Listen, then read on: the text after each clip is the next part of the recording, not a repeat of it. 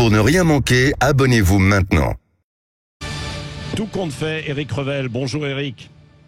Oui, Patrick, bonjour à tous. Va-t-on manquer d'électricité? Parce que un rapport de RTE, le groupe français qui transporte l'électricité, estime que nous pouvons manquer d'électricité dans les prochaines années.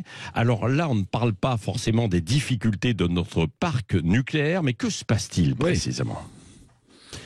Si vous voulez, il y a deux raisons pour lesquelles la consommation d'électricité va exploser. La première, c'est la transition écologique. La décarbonation d'industries polluantes, c'est très gourmand en électricité. Puis la deuxième raison, c'est le mouvement de réindustrialisation qui est amorcé, qui va générer une accélération de cette consommation d'électricité. Par exemple, les gigafactories dont on a parlé de batteries électriques ou le nouveau site de fabrication de semi-conducteurs, par exemple, évidemment, ce sont les derniers exemples en date et plus significatifs, parce que pour produire des batteries ou des semi-conducteurs, il faut de l'électricité en grande quantité. Oui, c'est donc la demande d'électricité qui va exploser du fait de la réindustrialisation, enfin si ça se confirme, et de la transition écologique. Mais alors, quels sont les secteurs les mieux concernés ?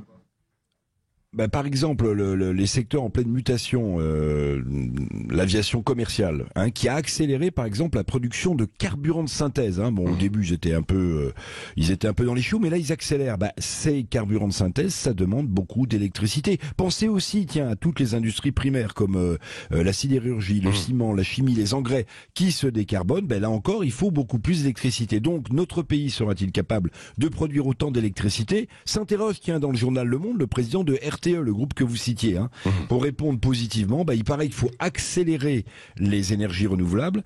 D'ici 2035, le besoin d'électricité est tel qu'il faut doubler la production électrique d'énergie renouvelable. D'accord, alors pour le développement des énergies renouvelables, mais lesquelles? Que dit le rapport du groupe RTE ? Alors il dit ce rapport qu'il faut accélérer sans surprise l'éolien et le solaire.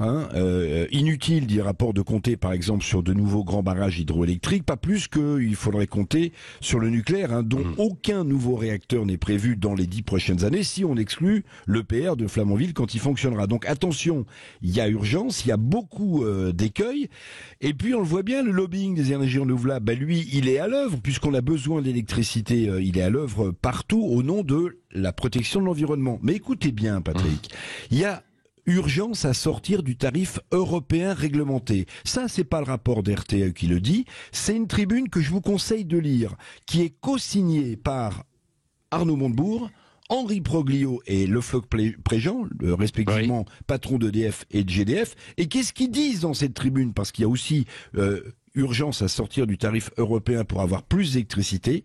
Ils disent: pour qu'on arrête d'enrichir, écoutez bien, ceux qui ont sucé le sang d'EDF sur le dos des consommateurs. Vous le voyez, l'électricité, c'est le nerf de toutes les guerres économiques. On a besoin d'électricité, mais il y a aussi d'autres façons d'en avoir bon marché. Merci, mon cher Éric Revel.